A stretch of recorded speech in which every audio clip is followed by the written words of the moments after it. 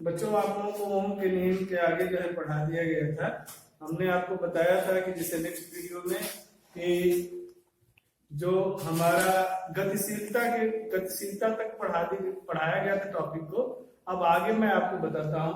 अनुगमन वेग के बारे में बताया गया था कि अनुगमन वेग जो होता है, जब किसी चालक को जो है कि किसी बैटरी के सिरों से जोड़ा जाता है तो चालक में उपस्थित जो मुक्त इलेक्ट्रॉन होते हैं वैद्युत क्षेत्र के प्रभाव के कारण उन पर एक बल लगता है, जिसकी दिशा वैद्युत क्षेत्र के ठीक क्या होती है, विपरीत होती है।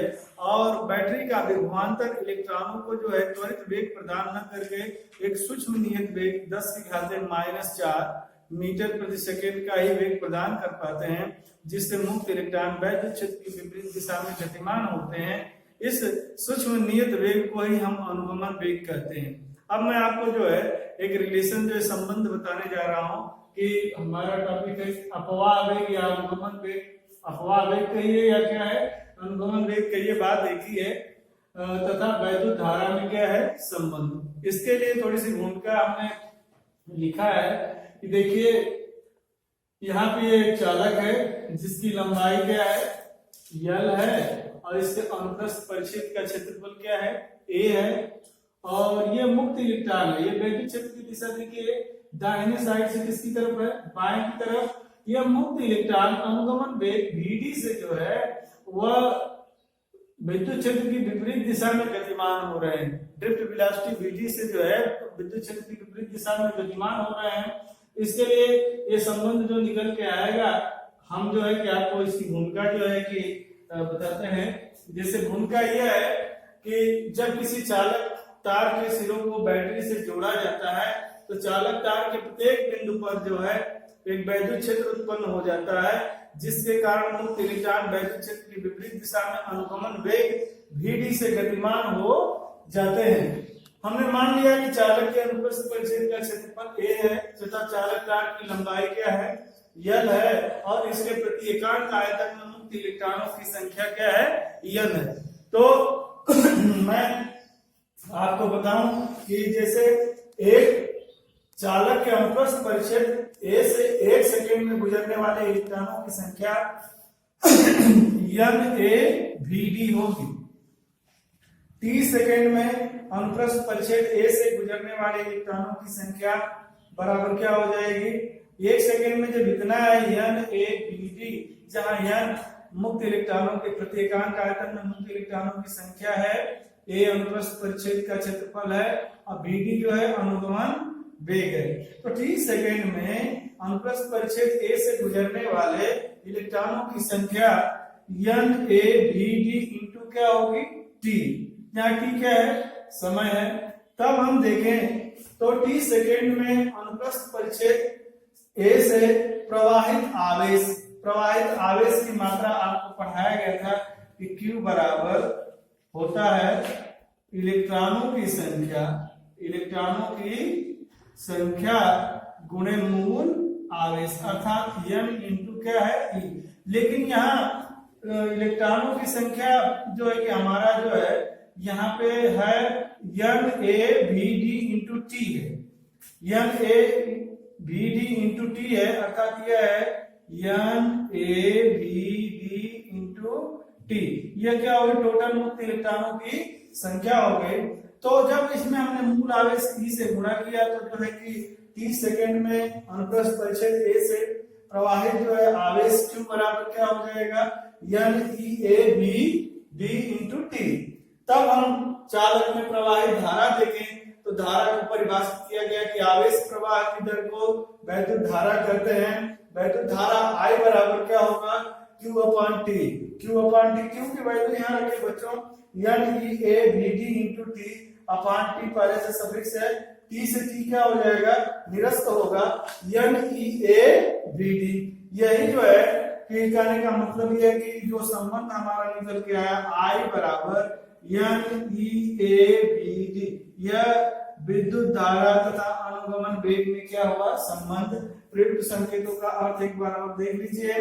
I जो है चालक तार में प्रवाहित विद्युत धारा है, यन जो है चालक तार के प्रत्येकांक आयतन में उपस्थित मुक्त इलेक्ट्रॉनों की संख्या है। ई मूल आवेश है जिसका मान 1.4×10⁻⁻19 कूलम होता है। ए अनुप्रस्थ परिच्छेद का क्षेत्रफल है और बीडी जो है वह मुक्त इलेक्ट्रॉनों का अनुगमन वेग है। जब यहाँ से हम धारा और अनुगमन वेग के संबंध देख सकते हैं तो हम पुनः यह संबंध भी बता सकते हैं कि धारा घनत्व और अनुगमन वेग में क्या संबंध होगा। तो धारा घनत्व J बराबर हमने बताया था I/A। किसी चालक के किसी बिंदु पर प्रत्येकांक क्षेत्रफल से गुजरने वाली लंबवत धारा को हम क्या कहते हैं, धारा घनत्व। धारा घनत्व J बराबर I/A क्या होता है, A। तो अगर हम I की वैल्यू यहाँ से रखें यानी EABD/A, तो A से A क्या हो जाएगा, निरस्त हो जाएगा। तो J बराबर हो जाएगा यानी EBD, जहाँ प्रयुक्त संकेतों का सामान्य अर्थ है। J क्या है, धारा घनत्व है। N जो है प्रत्येकांक आयतन में मुक्त इलेक्ट्रॉनों की संख्या है। E जो मूल आवेश है, BD अनुगमन वेग है। और एक और महत्वपूर्ण प्रश्न बनता है बच्चों कि अनुगमन वेग वाला जो टॉपिक है वो बहुत ही महत्वपूर्ण है। ओम के नियम को आपने पढ़ा है, लेकिन जो है उससे भी महत्वपूर्ण प्रश्न बन जाता है कि अनुगमन वेग के आधार पर ओम के नियम का सत्यापन कीजिए या उत्पत्ति कीजिए या ओम के नियम को प्राप्त कीजिए। इसके लिए हम चलते हैं, यहाँ पे देखिए कि हमारा जो है बन रहा है यहाँ पे जो मेन हेडिंग्स, अनुगमन वेग के आधार पर ओम के नियम की क्या है, उत्पत्ति। तो ओम के नियम की उत्पत्ति अगर देखी जाए तो इसके लिए थोड़ी सी भूमिका हम ले लेते हैं कि माना किसी चालक तार के अनुप्रस्थ परिच्छेद का क्षेत्रफल क्या है, A है, तथा चालक की जो है कि लंबाई क्या है, L है। जब हम चालक को V वोल्ट की बैटरी से जोड़ते हैं तो चालक तार के प्रत्येक बिंदु पर जो है एक वैद्युत क्षेत्र E उत्पन्न हो जाता है, जिसके कारण जो है मुक्त इलेक्ट्रॉन वैद्युत क्षेत्र की विपरीत दिशा में अनुगमन वेग BD से गतिमान हो जाते हैं। हमने मान लिया कि माना प्रत्येकांक आयतन में मुक्त इलेक्ट्रॉनों की संख्या N है। वैद्युत क्षेत्र का मान E बराबर V/, क्या होगा, L होगा, जहां V जो है बैटरी के सिरों, चालक तार के सिरों का विभवांतर है और L जो है, कहने का मतलब ये है कि L हमारा चालक तार की लंबाई है। अभी हमने आपको बताया कि कहने का मतलब ये है कि चालक में प्रवाहित धारा I बराबर निकालेंगे अनुगमन वेग के पद में, I बराबर NEABD। पिछले वीडियो में हमने आपको बताया था कि वैद्युत क्षेत्र और अनुगमन वेग में क्या संबंध होता है और श्रांति काल में क्या संबंध होता है। अनुगमन वेग BD बराबर E/m इंटू क्या होता है, टाउ। अगर हम यहाँ से रखना चाहें तो E बराबर V/ क्या होता है, L। E की जगह पर V/L रख सकते हैं तो BD बराबर EV/m/L इंटू क्या होगा, टाउ, जहाँ BD जो है हमारा मुक्त इलेक्ट्रॉनों का अनुगमन वेग है, E जो है मुक्त मूल आवेश है, V जो है चालक तार के सिरों के बीच जो है विभवांतर है और m जो है मुक्त इलेक्ट्रॉनों का द्रव्यमान है और L जो है चालक की लंबाई है और टाउ जो है श्रांति काल है। तो अगर हम समीकरण, ठीक है, फर्स्ट में जो है अनुगमन वेग BD का मान अगर हम रखें तो हम यहाँ रख सकते हैं BD की जगह पे इतनी चीजें देखिए एकदम बिल्कुल सेम है, NEA। अब हम BD की जगह पे रख रहे हैं EV/m इंटू L इंटू क्या है, टाउ। तो अगर हम यहाँ से पक्षांतर करें V/I निकाले तो mL/NE² इंटू क्या होगा, टाउ।